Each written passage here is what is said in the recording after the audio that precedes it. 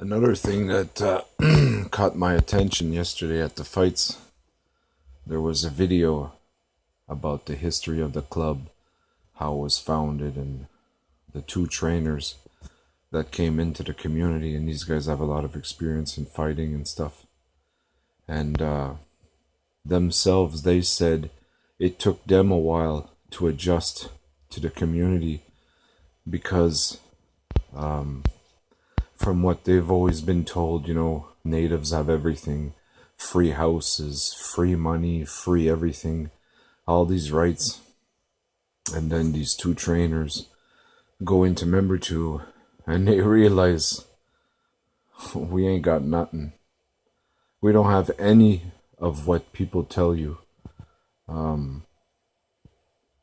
Things you take for granted, like a park bench, sitting there with an ice cream cone in a park. We didn't have parks until a few years ago. And, it's not like what people say. There's no big checks,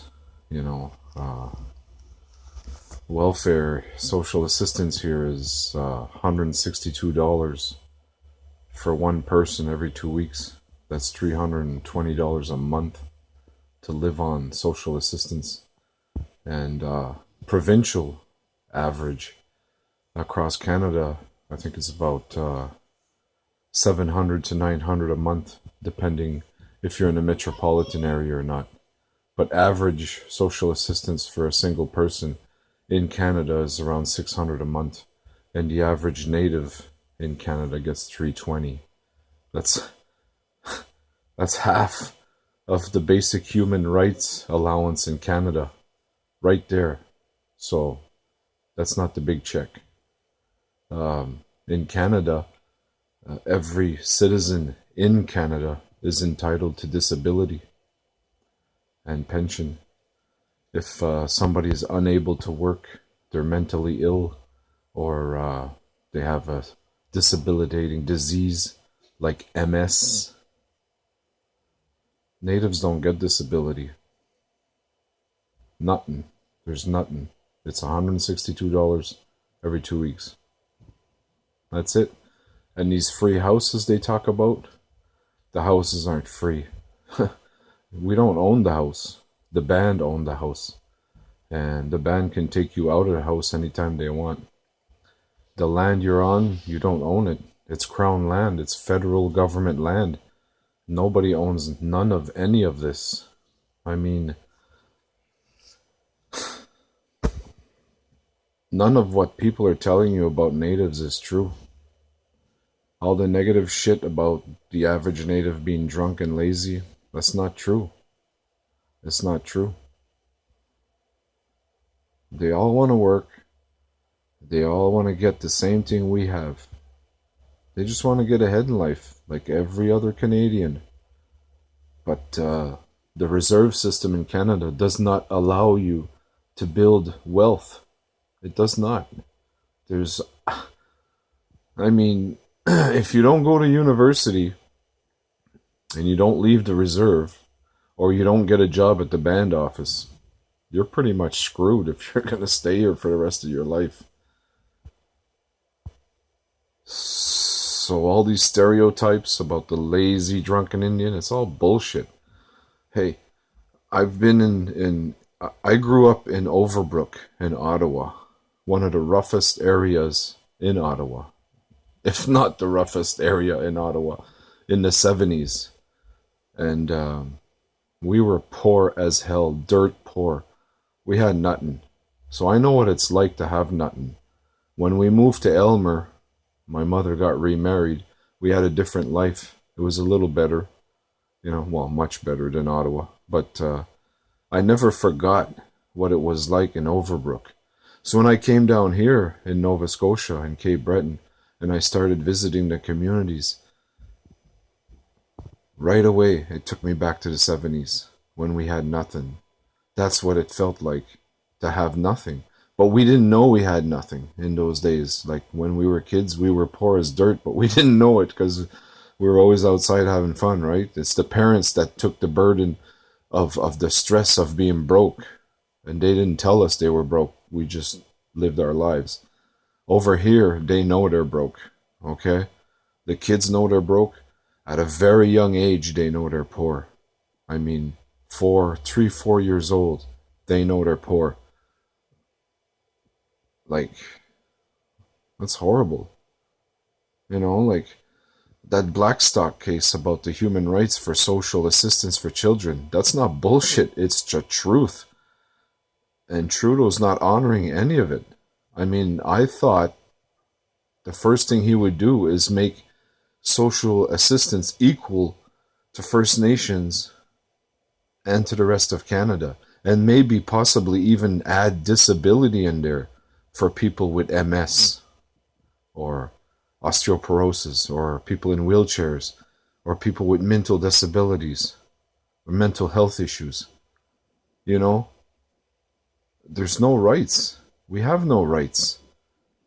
You tell us we can hunt and we can fish all we want. Yeah, fine. Show me where the fish are and show me where the deer and there's not much left for us to hunt. If the world would end today and we had to survive on what we had left to eat, we'd all be dead. There's not enough to feed us. So all these rights, these imaginary rights that people talk about, they don't exist. Okay? There's not even democracy on the reserve. There's no democracy anymore. We have chiefs that go talk to other chiefs across the country. They gather, they go to Ottawa, they make decisions, but they don't ask us what we think. None of the chiefs in these communities ask the people what they think. They just go ahead and do it, sign papers without anybody's consent. Nothing's voted on, nothing's talked about. There's no more community meetings. There hasn't been a general band meeting in Eskasoni since I got here. I think the last one was in 2001 or 2002. All the things that went up in this community, most of them without anybody's knowledge. There was a cell tower, I remember, that went up 3 elections ago. There was no chief. He was sick. He was in a hospital. And the council decided to put up a huge cell tower in the middle of our community. That's electromagnetic frequency going through our community every day. No big deal. Nobody knows what the deal was. Nobody knows what the money's about.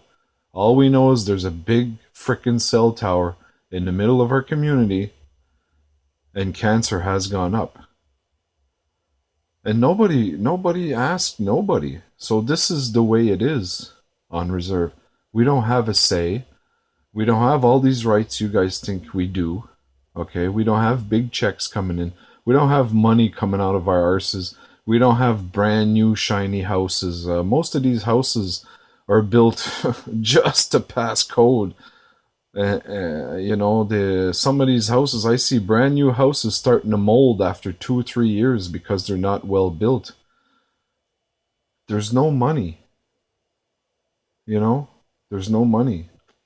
Not only is there no money, but a lot of the money that we're getting is being wasted on stupid stuff. Bad management, money leaking everywhere from bad management. So, we're stuck, the members of the community, we're stuck with this. Okay, we don't have a say.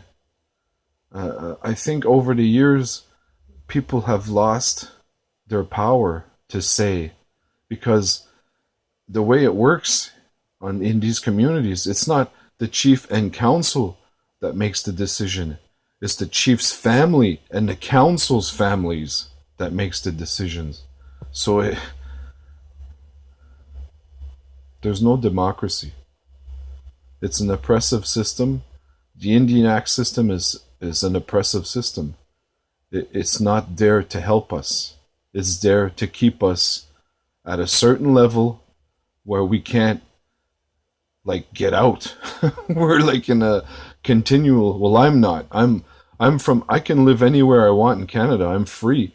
I can leave and go as I want. I was born free. I was born in Ottawa, I was born in the Maniwaki area, Gatineau and stuff. but I was always free. I was never confined to an area. I was never segregated. I mean, even the language here is segregated now. Uh, the Eskasoni Middle School used to have an immersion program in the school, but now they took the immersion out of the school and they put it somewhere else. So all the little Mi'kmaq children that speak Mi'kmaq, they're all together now in a different school, all gated up and whatever. So instead of putting those upgrades to the other school where all the Mi'kmaq children that speak Mi'kmaq were with the English children that don't speak Mi'kmaq, they segregated that too. So they think they saved the language, but in a few years they're going to realize that they did not. They heard it because they took the Mi'kmaq language away from the kids that can't speak Mi'kmaq, and now they don't hear it at all. And that's how I learned Mi'kmaq. Just being around it and hearing a word here and there, and just walking by somebody and you catch on to a word and eventually you ask what that word means. Well, now all those English kids that don't have access to Mi'kmaq, they don't hear those words anymore. So in a way, like, not only are we segregated from other communities on the reserve, now we're segregating our language from our own. So we're everything's separated, segregated. It's like an imaginary gate around the reserve that you can't see, but you can feel. And that's why most people can't leave. I mean, it's not like being in a city. I mean, your uncle, your aunts, your grandma, your cousins in the city, they all live in a different place, a different city, a different area. Over here, your grandma, your cousins, your uncles, they live on the same street. So you can't just leave everything you know and take off like, what's his name, Chrétien. Well, maybe the Indians should move from Ottawa to Biscat. I'm like, dude, this is all they know. This is where they've been. This is where you put them since they were babies. They all live together. All the families are so close knit. And you're telling them, well, maybe you should move because you're not successful where you are. Well, Christ, why don't you give them tools to be successful where they are instead of telling them they aren't? So Canada has to wake up. Not only Canada, but the reserves too. Because it's not just drugs, alcohol, and residential schools that are plaguing our communities. It's also corruption, bad management, wasteful spending, like wasteful spending. All these combined together are due to the Indian Act that facilitates all this. To me, the Indian Act was built to improve corruption. It not only improves it, but it enables it. And these guys in Ottawa, they know what's going on. If I know what's going on by looking at a few income statements, God damn it, they know it too. And they're doing it on purpose. This is not an accident, what's going on down here. It's done on purpose. It's done for a reason. It's done to wipe us out. It's done to drive us out. It's done to mix us out. That's the only reason it's there, is to get us out of there. It's not, a reserve is not there to keep us there. The reserve is there to slowly get rid of us. So, man, there's so much. I've been here 15 years and I'm not even scratching the surface yet. I'm just like blown away every day. Every milestone I make with the information I get, and every dot I connect, and every... You guys don't have a clue what's going on down here. You don't have a clue. Nobody does. I didn't. I'm pretty sure I do now, but I'm not 100% versed on the Indian Act and treaty and, corruption. I got an idea, but so Canada needs to wake the fuck up. I mean, you're taking in refugees from war-torn countries and you're giving them nice houses and clothes and budgets and all that, but yet you've got communities in your own country, in your own provinces, in your own cities, starving to death, living in fucking sheds. I mean, Somebody's houses on my street would not be allowed to stand in a city. They would be condemned, fucking bulldozed, and forgotten. Okay? And down here, it's no big deal to live in a shed. Some people here are fucking happy to live in a shed. So, a lot of my posts are hateful, but a lot of it is the truth, you know? I'm not being racist. I'm not being hateful against or bullying or whatever. I'm just telling the truth. I'm telling you how it is. And it's hard to fucking believe for an average Canadian. It's hard to digest this because it does not fly in our cities. You know what I mean? This shit don't fly. I don't know why this is going on. I don't know why it has been going on this long and nobody did nothing. How could we have let this gone on this far without even noticing? Or maybe we just don't want to notice. Maybe we just don't want to look at it. Maybe we just don't believe it's happening. It's happening every day, and it's getting worse every day. All these protests you see, the flash mobs, whatever, they're not fucking out there for the color of their eyes. It's difficult what we're living down here. I'm not a survivor of residential schools, but I'm living the effects through my children. And my children have no relatives in residential schools aside from Mary Rose's family. And they've never experienced what it's like to be raised by a survivor. But they're still experiencing the effects. Okay? That's what they mean by transgenerational effect. I mean, it affects everybody, not just the family members and the one that went to the school, but the rest of the community, the kids, the cousins, the friends, the shit we have to deal with because of the violence. It's almost like the whole community is PTSD, post-traumatic stress from what the hell they've been enduring for the last fucking I don't know how many years.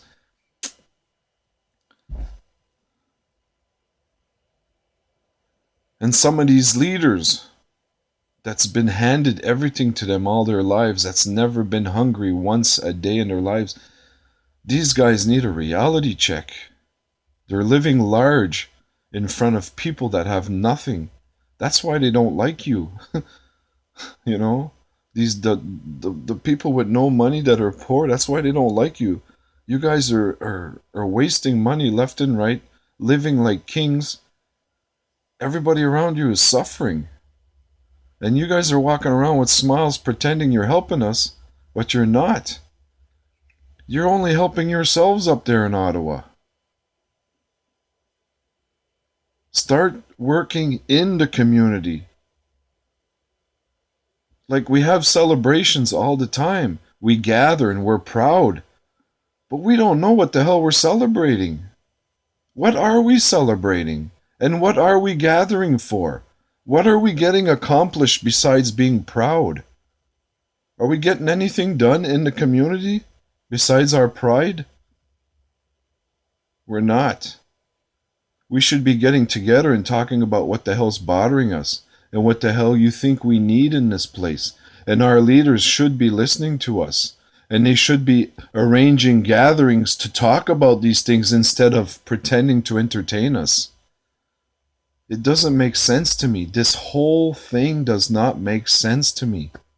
Never did, and it never will. Lots of things have to change. Not only the government, not only Canada, but us too, and the leaders. Inside the community, we have to start being proactive. We have to start utilizing our lands. You know that broken bridge area where they have that fucking waste around the fence? Who the hell put that there? And when are they going to take it out so we can use that land? When are they going to clean up that dump that they put there?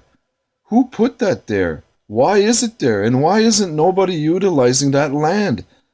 Did you know that Eskasoni is south facing? South-facing land is the best agricultural land you could use. You with that little sliver of land beside that frickin' dump, beside the river, you could feed practically the whole community with just that little spot. Why do we not utilize our land? Why do we not do for ourselves what nobody can? The river's right beside it. We could irrigate the crops all summer long with fresh water.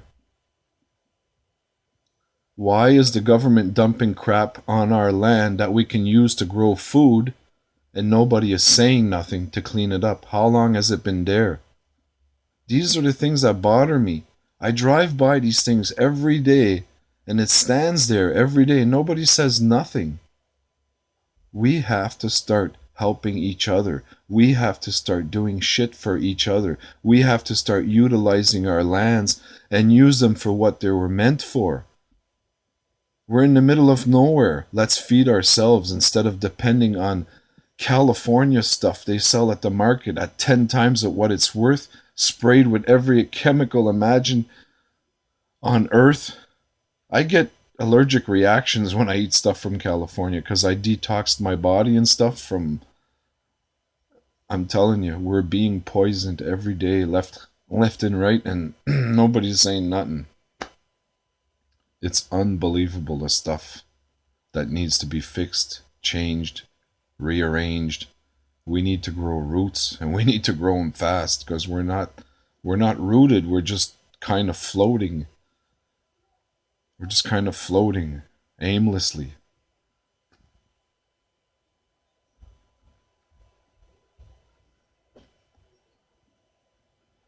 It's not as easy, yeah? There's a lot to do. And what's coming in the next 5 to 10 years, it's going to get worse. It's going to get worse. You know, they tell us that drugs and alcohol is destroying our communities.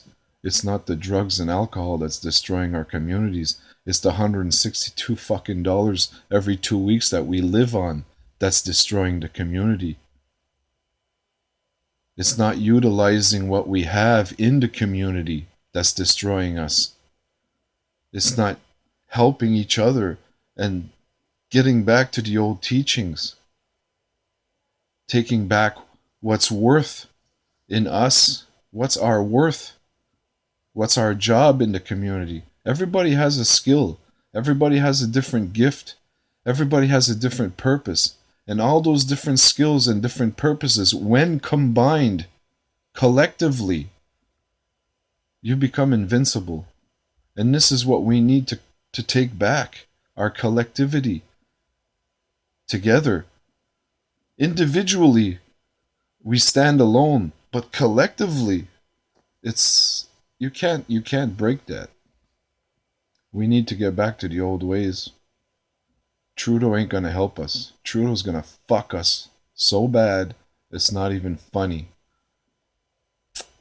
We need to prepare, we need to train, we need to start growing food, we need to start figuring out our water, we need to start figuring our heat, we need to start figuring shit like that. Communal hunting, communal fishing, communal everything, like it used to be.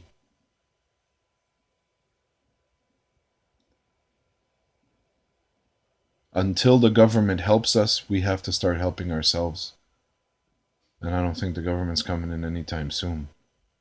So we gotta start doing shit like that very fast. And our leaders have to click on to that stuff. Instead of smiling all day and taking pictures for meetings and talking and talking and talking and talking every goddamn subject to death. We've been talking for 500 years. I think it's time to act. It's my opinion.